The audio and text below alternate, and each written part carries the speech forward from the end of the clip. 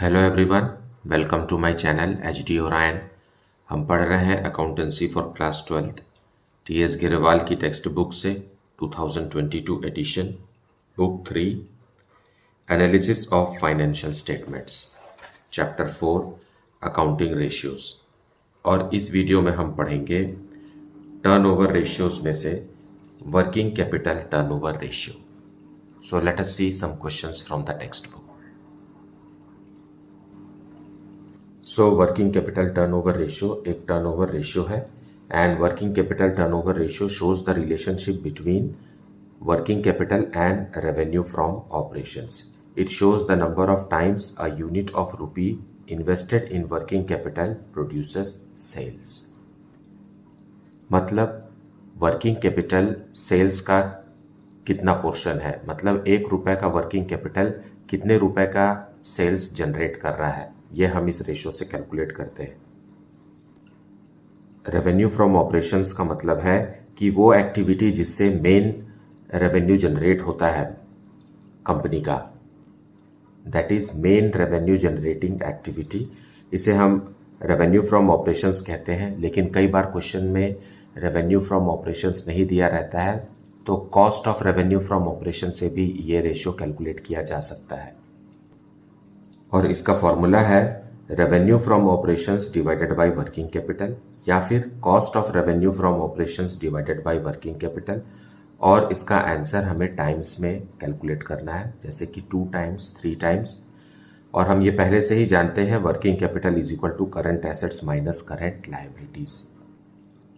High ratio मतलब high working capital ratio shows efficient use of working capital and low working capital turnover ratio shows inefficient use of working capital. So बाकी के details को हम question solve करते समय समझेंगे. Question number 1, calculate working capital turnover ratio from the following information. Revenue from operations ₹24 lakh, current asset ₹10 lakh, current liabilities ₹4 lakh. So solution 101, हमें working capital turnover ratio निकालना है. So working capital turnover ratio is equal to revenue from operations question में दिया हुआ है 24 lakh rupees का, और divided by working capital. Current assets दिया हुआ है ₹10 लाख का, और करंट लायबिलिटी है ₹4 lakh. Now, with this you get 24 lakh numerator में और 6 लाख रुपीस डिनोमिनेटर में. So the answer is, when you divide, cancel it, it will be 6 times.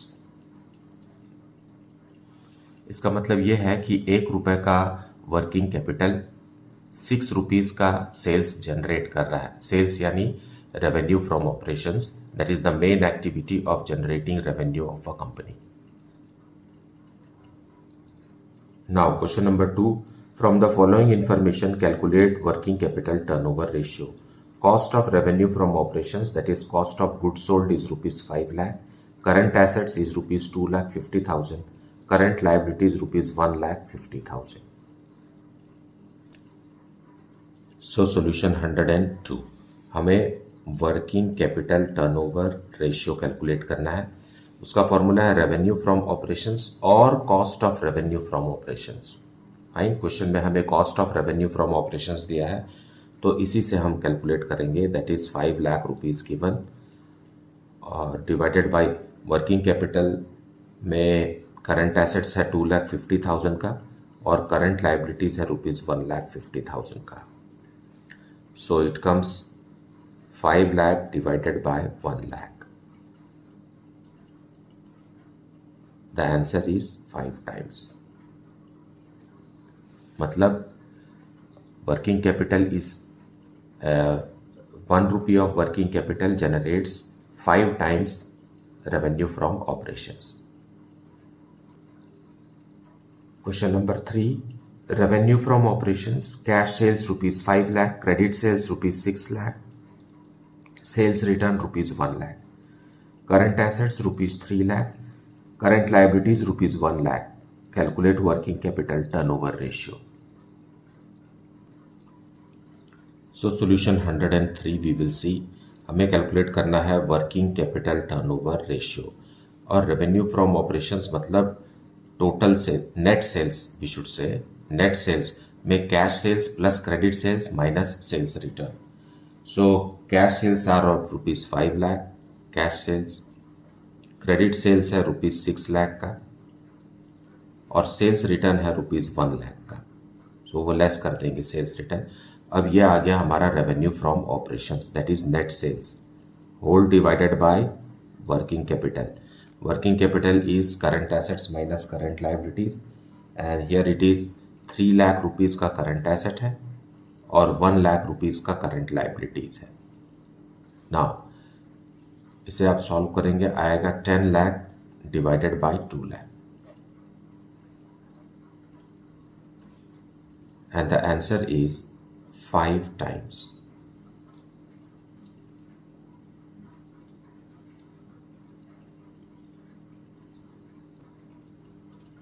Question number 4. Equity share capital rupees 15 lakh. Gross profit on revenue from operations, that is net sales, is 33.1/3%. Cost of revenue from operations or cost of goods sold is rupees 20 lakh. Current assets rupees 10 lakh and current liabilities rupees 2,50,000. Calculate working capital turnover ratio.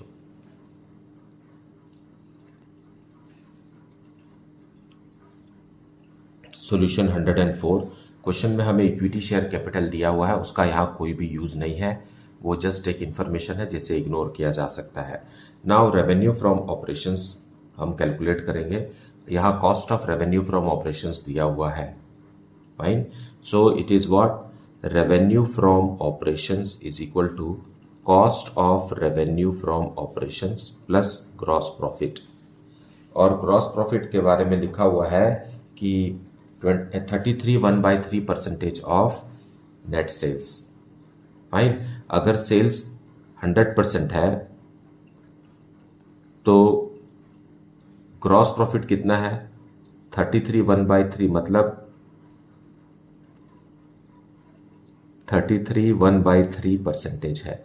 मतलब बाकी का जो है वो cost of revenue from operations है, और यह amount हमें दिया हुआ है रुपीज़ 20 लाख का, या 20 लाख का. सो ये 20 लाख है.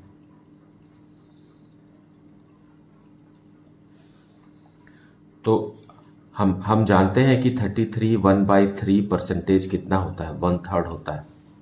कैसे 1/3 होता है, इसे मिक्स्ड फ्रैक्शन को आप सिंपल फ्रैक्शन में कन्वर्ट करेंगे तो आएगा 100/3. परसेंटेज का मतलब होता है 1/100. सो 100 कैंसिल हो जाएगा और ये हो गया 1/3. सो हम इसे ऐसे भी लिख सकते हैं, 1 is equal to 20 lakh plus 1/3 of 1. Means यहाँ सेल्स है, रेवेन्यू फ्रॉम ऑपरेशन, ये आप रेवेन्यू फ्रॉम ऑपरेशंस और ये भी revenue from operations. Now when we transpose it, so ये क्या हो जाएगा, 1 minus 1/3 of revenue from operations is equal to 20 lakh. Fine. Now इसे आप सॉल्व करेंगे तो आएगा 2/3 of revenue from operations is equal to 20 lakh.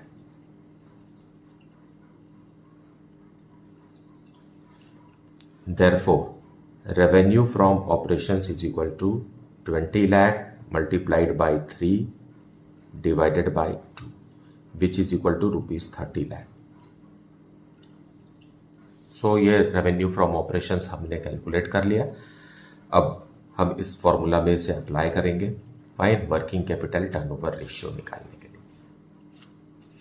So here working capital turnover ratio is equal to revenue from operations, that is 30 lakh divided by working capital. working capital दिया हुआ है question में 10 lakh rupees current assets minus 2,50,000 rupees current liabilities. So now it becomes 30 lakh divided bye 7,50,000. which is equal to 4 times.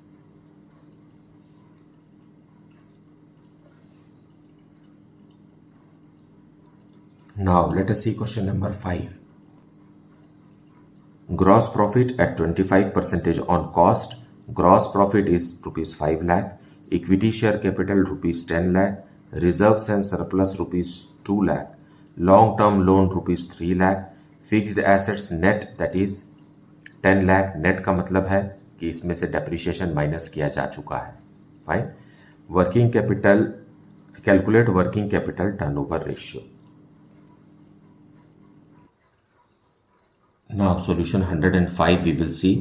उसको समझने के लिए हम balance sheet के माध्यम से भी इसे समझ सकते हैं. सो इसे वर्किंग में हम इस तरीके से वर्क कर लेते हैं. पहले क्वेश्चन में दिया हुआ है कि equity share capital 10 lakh rupees का है. सो इट्स अ लाइबिलिटी और ये 10 लाख रुपीस का है. और फर्दर दिया हुआ है reserves and surplus 2 lakh rupees का है. तो ये equity share what's that share holders fund में ही आएगा ये. सो 2 लाख रुपीस ये दोनों मिला करके शेयर होल्डर्स फंड बनेगा. देन लॉन्ग टर्म लोन दिया हुआ है 3 लाख रुपीस का. सो it is non current liabilities 3 lakh rupees का.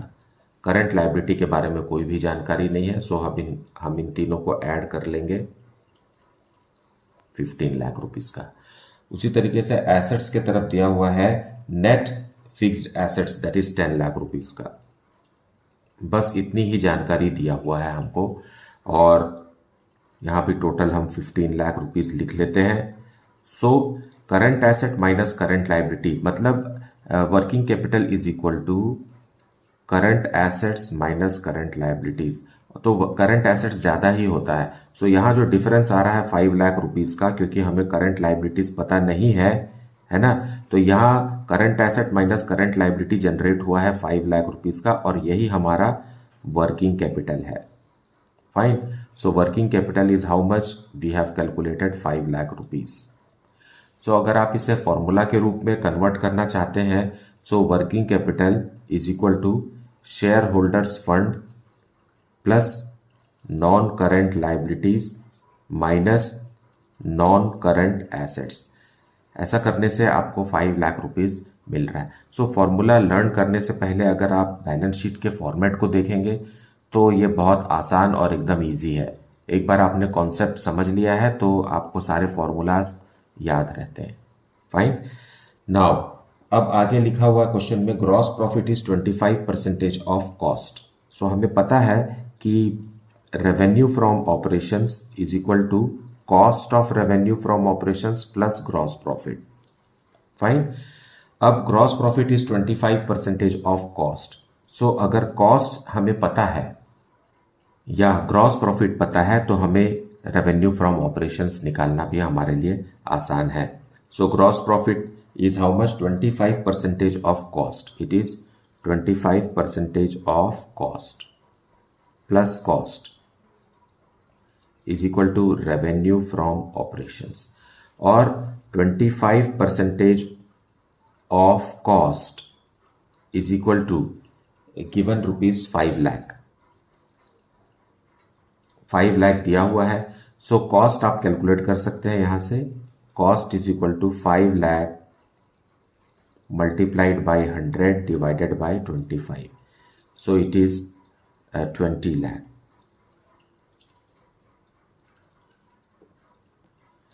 ये कॉस्ट आ गया. अब इसमें हम ग्रॉस प्रॉफिट ऐड कर देते हैं जो कि पहले से ही क्वेश्चन में दिया हुआ है 5 लाख रुपीस का. सो आ गया हमारा revenue from operations. So revenue from operations is equal to cost plus gross profit. So this is cost and this is gross profit.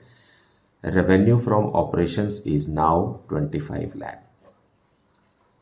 Fine. अब हमें कैलकुलेट करना है working capital turnover ratio that is equal to revenue from operations divided by working capital.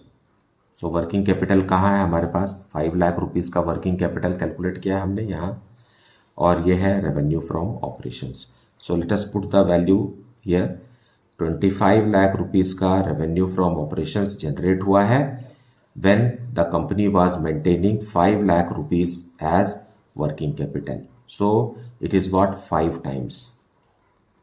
It means ₹1 of working capital is generating ₹5 revenue from operations.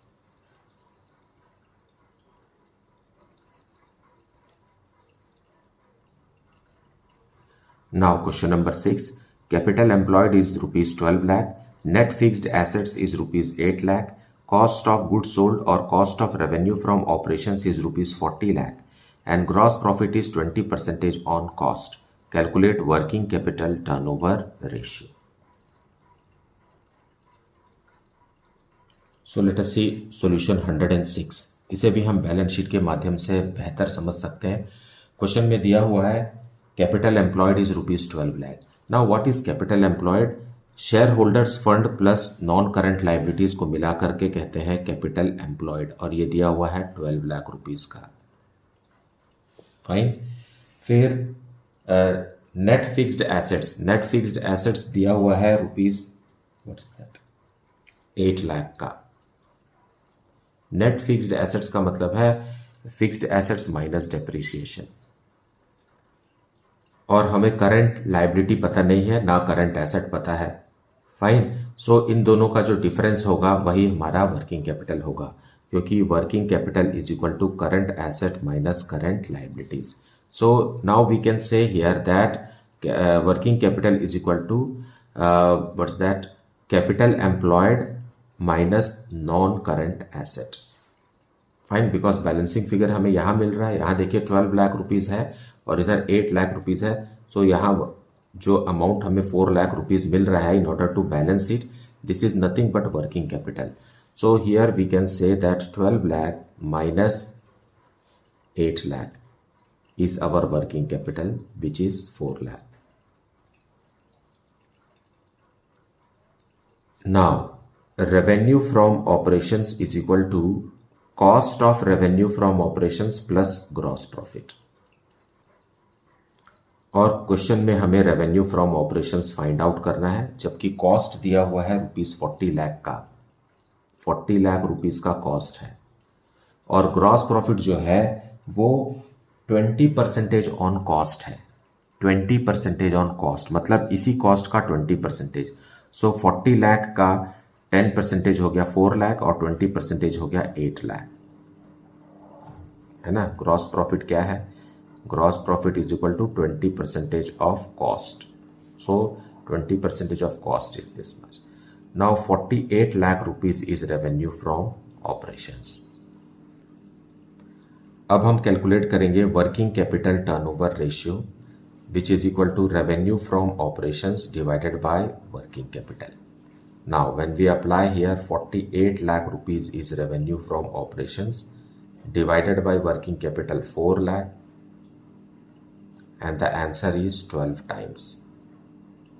Means 1 rupee of working capital is generating 12 times, that is 12 rupees of revenue from operations. Now question number 7. Calculate working capital turnover ratio from the following information. Revenue from operations is ₹15 lakh. Current assets ₹6,25,000, total assets ₹10 lakh, non-current liabilities ₹5 lakh, and shareholders fund is ₹2,50,000.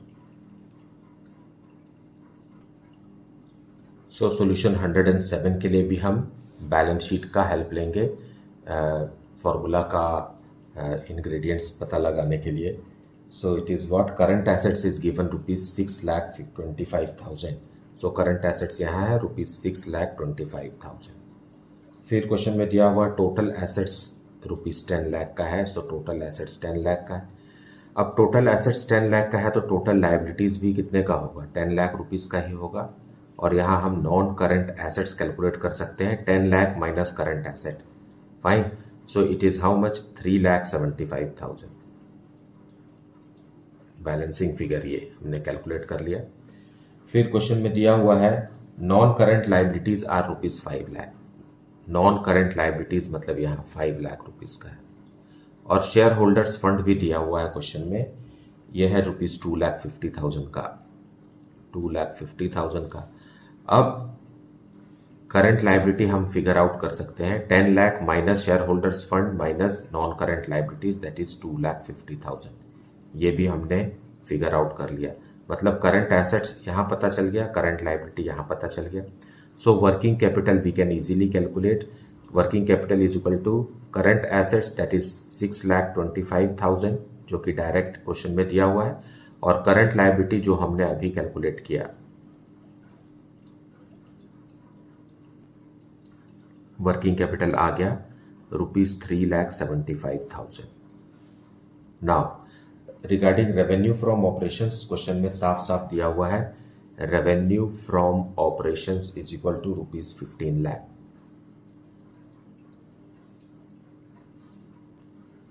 अब हम calculate करेंगे working capital turnover ratio.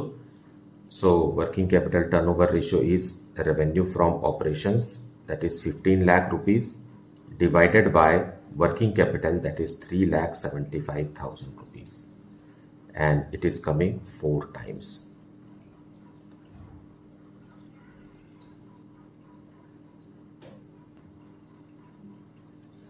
Now question number 108. A company earns gross profit of 25% on cost. For the year ended 31st March 2017, its gross profit was rupees 5 lakh. Equity share capital of the company was rupees 10 lakh, reserve and surplus rupees 2 lakh, long-term loans that is 3 lakh rupees, and non-current assets were rupees 10 lakh. Compute the working capital turnover ratio of the company. Now solution 108 के लिए भी हम balance sheet के माध्यम से इसे समझेंगे। यहाँ क्वेश्चन में दिया हुआ equity share capital 10 lakh rupees का है जो कि शेयर होल्डर्स फंड का ही पार्ट है। सो 10 लाख रुपीज़ का equity share capital, and reserve and surplus भी शेयर होल्डर्स फंड का ही हिस्सा है और ये है 2 लाख रुपीज़। तो मैं यहाँ ही शो कर देता हूँ इसको, ये दोनों मिला करके शेयर होल्डर्स फंड है। Then long term loan that is non current liability, ये 3 लाख रुपीज़ का है। फिर नॉन करंट एसेट्स दिया हुआ है, नॉन करंट एसेट्स दिया हुआ है ₹10 लाख का। Now working capital can easily be traced out. Now इतनी ही जानकारी में एसेट्स और लाइबिलिटीज का जो डिफरेंस है वो वर्किंग कैपिटल यहाँ कैलकुलेट होगा। आप ओरली भी कैलकुलेट कर सकते हैं। 15 lakh minus 10 lakh, so working capital is 5 lakh here. So working capital is equal to share holders fund plus non current liabilities minus non current asset. Now ऐसे तो कई सारे फॉर्मूला बन सकते हैं, फाइन, बट अगर आप बैलेंस शीट के फॉर्मेट को अच्छे से समझ रहे हैं तो आपको हर फॉर्मूला जो है वो इजी लगेगा। सो हियर ये तीनों को मिलाएंगे आप तो आएगा 15 lakh rupees minus non current asset is 10 lakh rupees. So our working capital is figured out 5 lakh rupees का वर्किंग कैपिटल है। अब हमें रेवेन्यू फ्रॉम ऑपरेशंस कैलकुलेट करना है which is equal to cost of revenue from operations plus gross profit. Fine, gross profit is 25% on cost. अगर हम cost को x लेते हैं तो ग्रॉस प्रॉफिट कितना हो जाएगा 25% ऑफ x, या इसे हम कहते हैं 1/4 x, है ना। दोनों को ऐड करेंगे तो आएगा रेवेन्यू फ्रॉम ऑपरेशंस। या आप इसे ऐसे भी कह सकते हैं कि अगर ग्रॉस प्रॉफिट को अगर हम चलिए ऐसे ही सॉल्व कर लेते हैं इसे। So it will be how much 125 divided by 100 of x। x क्या है, x is equal to cost of revenue from operation is equal to revenue from operations. So हमें क्या पता है क्वेश्चन में दिया हुआ है ग्रॉस प्रॉफिट दिया हुआ है, फाइन, ग्रॉस प्रॉफिट दिया हुआ है मतलब ये पोर्शन हमें दिया हुआ है। So 25 divided by 100 of cost of revenue from operation is equal to 5 lakh rupees, यही है ग्रॉस प्रॉफिट, फाइन, ये हमें दिया हुआ है। Now we can calculate for cost. Cost is equal to 5 lakh rupees multiplied by 100 divided by 25, so divided by 25। Now we can calculate 4 times, that is 20 lakh rupees is the cost.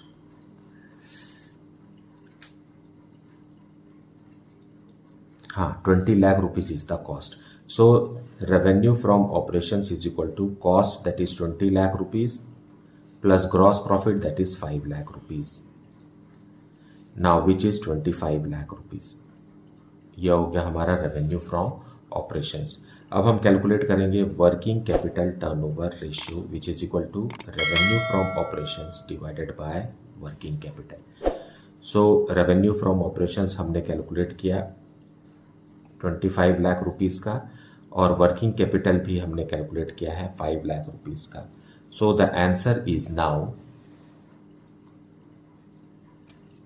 5 times. Means जितना भी working capital है उसका 5 times revenue from operations generate हो रहा है. Fine. सो जो कि एक अच्छा है, मतलब कम वर्किंग कैपिटल मेंटेन करके company is capable enough of generating 5 times its working capital as revenue from operations. So I believe that you have heard the explanation and watched the full video and you have got the concept right. And if you are having any doubt, then please put it in the comment section. Thank you so much for liking, subscribing and sharing this channel. And if you have not yet, then please do like it, subscribe it and share it with your friends. Thank you so much for watching this video.